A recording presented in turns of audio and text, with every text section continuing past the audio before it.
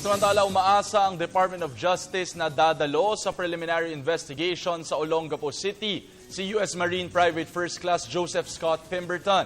Si Pemberton ay suspect sa pagpatay kay transgender Jennifer Laude. Ayon sa DOJ, naibigay na ang sabina kay Pemberton at kailangan ng personal appearance sa unang pagdinig.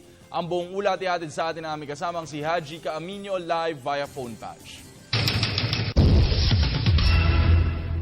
Magandang hapon sa iyo, JC. Sa preliminary investigation pa lamang ngayong hapon ay kinakailangan ng dumalo ni Joseph Scott Pemberton, ang siyang suspect sa pagpatay sa transgender na si Jeffrey Jennifer Laude. Ito ang idiniin ng Department of Justice bago magsimula ang preliminary investigation mamayang 2:00 ng hapon. Ayon kay Justice Secretary Laila De Lima, naihain na ang sabina kay Pemberton kaya dapat siyang mag-personal appearance upang makapag-file rin ng kanyang counter affidavit o sagutin ang mga akusasyon laban sa kanya sa City's Prosecutor's Office. Una dito ay giniit ni De Lima na walang compelling reason si Pemberton para hindi dumalo sa preliminary investigation at hindi pwedeng i-authorize lamang ang paghahain ng kanyang counter affidavit.